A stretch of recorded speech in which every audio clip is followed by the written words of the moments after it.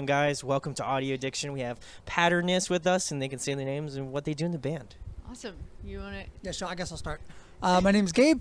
I play guitar and I sing, and I produce and mix. And I'm Ashton. I play bass and sometimes keys, and I help a little bit with the mixing process. And she runs all the social media. And And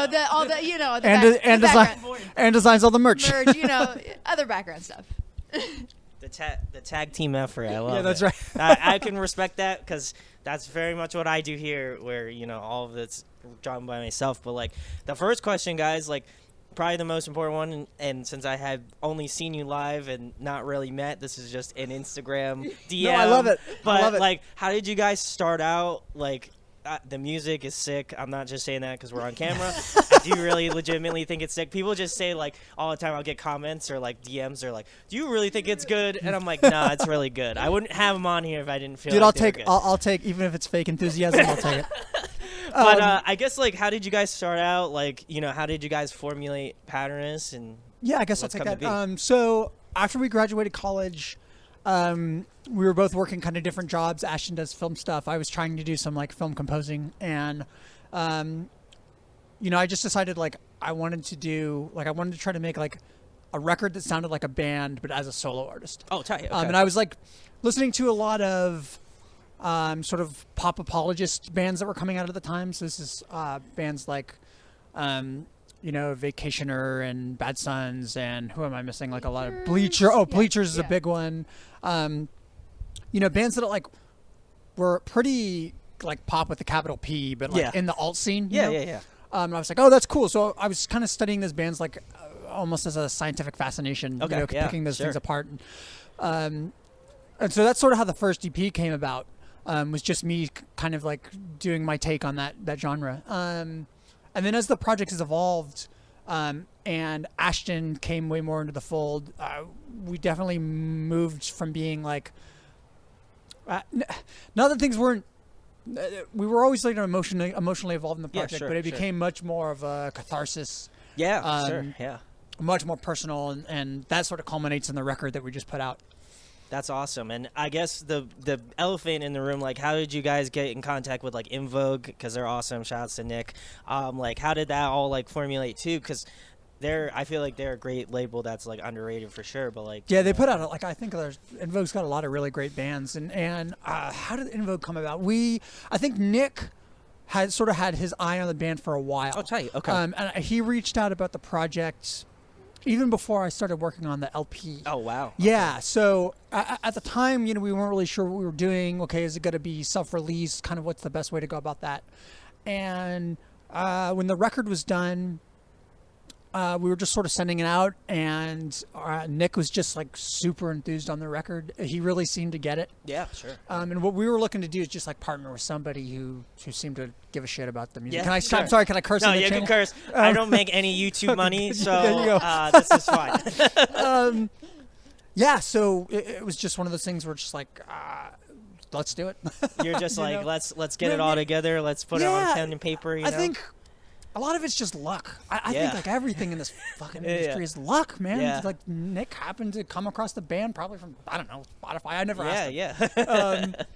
And I think initially we were sort of like, do we fit with this label? Because they do like a lot of pop punk and post-hardcore stuff. And like, but at the end of the day, it was just about finding somebody who cares, finding a label who cares. And we didn't want to get, pushed under a rug or just be like I thought, like, a lot of your stuff, like I said, I had found out about you guys through the single, like, the music video that you had released through them.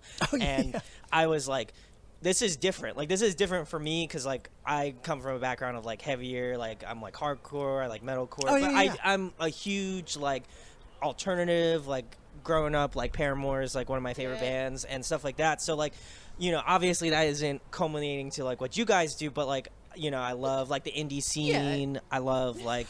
And even like math rock, I felt like you guys kind of take like math rock cues too. Yeah, for sure. Which is awesome. Oh my gosh. Tiny Moving Parts? Oh no, who am I? So we're really big on, like, we came up in the era of like emo hit the mainstream. Okay. So we love bands like Jimmy World, The Starting Line. The Starting Line's Ashton's favorite band. Yeah, still still probably one of my favorite bands of all time. Yeah. She may or may not have a starting line tattoo. I'm not gonna. May have a starting line tattue. Like that's a pretty much a guarantee. Yeah. But that's yeah. So, but beyond that, you know, we love kind of math rock emo. We like, you know, American football. From Seattle. Oh, Minus the Bear. Minus the Bear. That's big on Minus the Bear. Like all those kind of like jazz emo bands, like Daft Punk Derby and Gatsby's American Dream and this pop. Classics. Yeah, exactly. Get back together. Yeah, please. Bobby, if I know you might be watching this, everyone loves your band. Yeah, so I think it's all that stuff is just kind of sort of in our musical DNA. You know? It definitely shows, and like I said, it was something that caught me because that's something I've really kind of caught on to within the past like year or two, like, you know, like Tiny Moving Parts, like Free Throw, like all those sorts of bands in that sort of lane. I was like, I got to find more like this. Yeah. That's something that I can listen to like when I drive home now, and like when I'm like having not a great day or whatever. Yeah, like it's those feel songs. Exactly, you know? and I think like when you say emo, people mean such different things. Yeah, I think like very true. Maybe kids who are a little younger than us will be like, "Oh, that's My Chem and Fall Out Boy," and like, and listen, that's valid for sort of their era. But like, I think that kind of. No, the boomers. Yeah, there you go. Yeah, that's right. Holy God, we're old. But no, I think there's something about like those early years of sort of emo as it moved out of like sort of like hardcore punk rock. You know, when it sort of second gen emo. Yeah.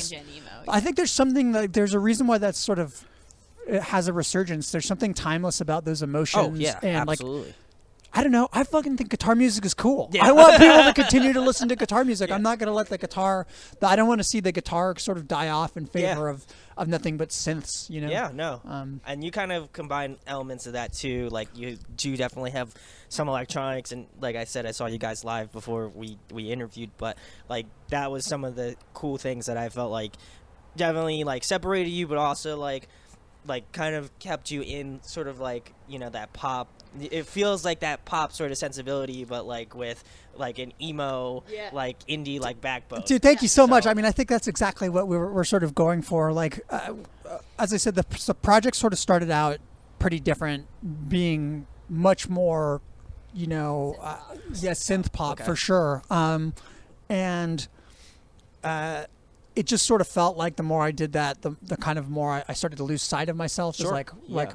So with the record, I kind of wanted to go back to what felt not just familiar, but what felt more like you, like honest. me, honest, and honest, exactly. But I mean, I still love the '80s. The Cure's probably my favorite band of all time, and so we still wanted to incorporate some of those twinkly synths. Yeah, sure. But I guess we're kind of tailing into the question that I was gonna ask next. But like, who were you influenced by? Like, who like initially got you started into music, and or like, I need to become like a musician and play music and stuff?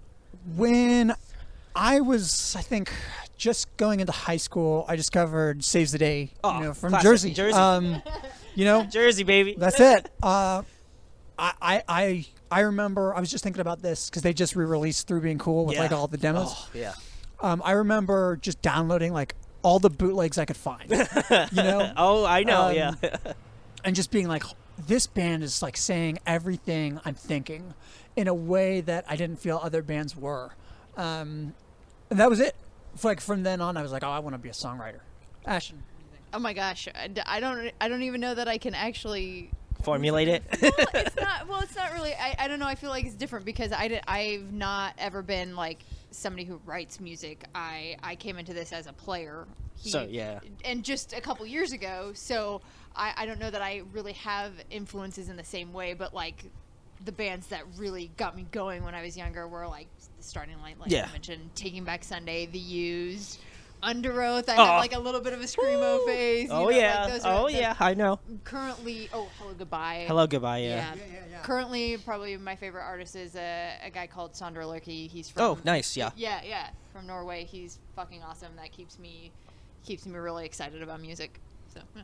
Awesome, guys. Obviously, you're on tour, so I have to ask, who have you guys been jamming in the car? Like, what's been spinning? It doesn't even matter if it's something that's out of the box or in the lane. I think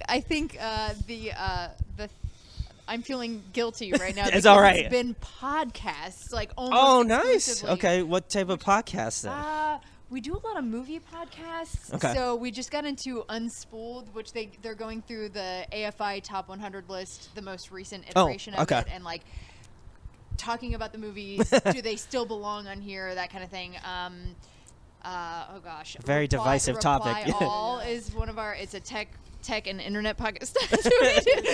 Oh, sorry. Tech and internet podcast. Reply All is really good. Yeah. As far as music, we've been like, I discovered Joyce Manor kind of late. Oh yeah, and really like so fast that band's become like easily a top 3 favorite band maybe ever for me. So a lot of Joyce Manor. Gotten really into, this sounds so esoteric and weird, but like Japanese shoegaze. Oh yeah. Yeah. So a band like For Tracy Hyde. I love their album. Super good. I know Sobs isn't from Japan, but Sobs is are there? Sobs from I think like Singapore. Well, or is it Singapore? Oh, I think it's the thing about like Feature Brandon will figure that out. Yeah, there we go. At some point. Yeah, I think like the thing with Spotify, it's like you can find music from all over the world. Yeah. You know, someone had asked me about that. You know, like what bands are you listening to? And I'm like, as soon as I name these bands, they're gonna be like, I've never heard of any of these. And which is great though. Pens from Japan. Yeah, Pens from Tokyo. I love Spotify for that. This episode is brought to you by Spotify. Yeah, Spotify. If you want to sponsor both of us, that's right. Listen, I'm all for it. But we owe you everything. I love you. But my next question, guys. Obviously, you're on tour, and you've done tours in the past. But what are some favorite venues you guys like to play at, or catch a show at in your free time? Yeah, so anytime we play Dallas or Houston is always great. Okay. Profit Bar in Dallas is super fun.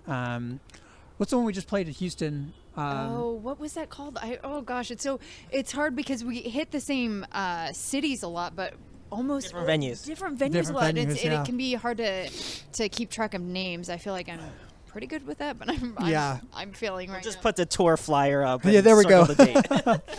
We love playing St. Louis. We don't get to hit it on this tour, which is sad, but that's another favorite stop. Lakewood, Ohio, Columbus, Ohio. Yeah.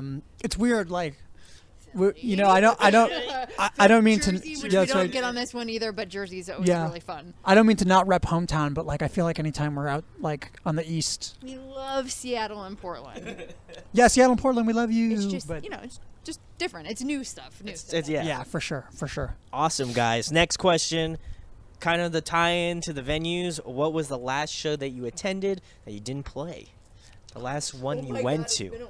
So I went to go see Jimmy Eat World and Third Eye Blind. Tight. That's with great. Rah Rah Riot. Ooh. Oh man, that's awesome. It was amazing. I think it was like the second show of that tour. I think they're playing here in a couple days. Oh man, such a good show. I don't know. Oh, Ashton, I remember yours. It was Sandra Lerke in New Orleans, wasn't it? Ashton saw Tom Jones. Oh, I saw Tom Jones I went with my mom and my aunts, and they're like, fuck yeah, Tom Jones. And I mean, I grew up listening to Tom Jones with my mom, but oh my god, it was actually really good. Yeah, that was good. I was not invited to that show. But I didn't go to the Jimmy Eat World and Third Eye Blind. That's a good point. So you know, I missed out on that. That's all right. There's a lot of shows I missed out on too. All right, next question, guys. A fun one. If you could pick a song to cover, what would it be? Skater boy, skater boy, skater boy. Ashton's been on this skater boy thing for like a year now, and I just can't wait till it ends. You should give your 10-second pitch to why it should be skater boy. Oh god. This is on the spot. Running out of time. I'm already out of time. I'm not convinced. It's just I can't be put on the spot. I'm not quick. I don't know, but everybody, I've put this out on the internet, and everybody who's seen it agrees with me, and that's all I need is that the people, they want it. The people want it. You know, the like fine. All right. Yeah, that's right. I would say any song that's not Skater Boy. Oh. No, I'm just kidding. Oh, I did have a really good one the other day that was like an actual. I mean, that was really bad. That was really mean. I feel like the songs I want to cover would not like pull in the audience. Yeah. That's okay though. Yeah. Give me your answer. Okay, I want to cover Here's Where the Story Ends by the Sundays. It's like one of my favorite songs ever. That's a good one. Yeah. And if you have any suggestions for them, leave them in the comments below. Please, we need maybe it. Maybe they'll wind up doing it. But they're all gonna be Skater Boy. they're all good. They might be. I don't know. Thumbs up the video if it's Skater Boy. But next question, guys. Another fun one as well. Favorite food to eat? You know, gotta ask that. Ooh. Well, I mean, of course, pizza's, I think, Pizza's, the boring answer, but, you know, it's on there. It's there for you. If I can say a type of food, Indian food is probably my favorite type of food. Yeah. Tight. All right. Thai food I love, too. We can be pretty adventurous with food. We'll eat anything. We're like we're like food dumpsters. What I really want right now is a Philly cheesesteak. That's what I'm like super tempted on. I've been like asking everybody like, where's the place? We've been to D'Alessandro's. We'll tell you a couple times, and I love D'Alessandro's, but it's time to branch out. I think. It's I'll give you my answer because you know I consider myself a kind of semi-Philly native, even though I live in New Jersey. Ishkabibbles. I know the name sounds very weird. Yeah. Delicious. Okay. If anybody says no, fight me. It's delicious. It's better than Jim's. I'm sorry for those people who like Jim South. I'm not trying to hate, but I just feel like it's better. So everybody's got their personal. It's got one of those. It's like the name is so weird. It like can't not be good. Yeah, that's what I'm saying. What I mean? Exactly. Next question, guys. If you could pick somebody to collaborate with, whether it be a guest vocalist on your next record or a producer you would like to work with, who would it be? I really want to work with Joyce Manor like so bad. That's a good answer. That would be great. For me, I mean, it's boring because I've already mentioned him, but Sondra Lerche, because I think he's a fucking genius. He is a genius, but then he just would outshine us so bad. Well, so would Joyce Manor. Yeah, well, yeah, maybe. Yeah. You want something that would work. Yeah, that's right. That's right. Next question, guys. Obviously, you are all both multi-talented instrumentalists, but if there was another instrument you could add to your arsenal to learn, what would it be? Do you want to start? Drums, probably. Yeah. I started learning. I just feel like it would feel cool to be able to play the drums, and I can't do it. Yeah, I'm gonna say the same. Like I can play a little bit, but like not well. I want to like get good. Be good. At drums. Yeah. I feel like, and I've said this in a few videos, but I feel like guitar players always say drums. Yeah. Almost always. Yeah. And I can say that because I am also a guitar player, Yeah. and I have no hand-feet coordination, and it's bad. But like, and then drummers always say like, oh, I want to play guitar or I want to play bass. So I feel like we just need to swap roles. That's what it comes down to. Next question, guys. My personal favorite, as you can tell, I have a bunch of nerd memorabilia on here. But perfect. If there was a video game character you could be, who would you choose? Ooh.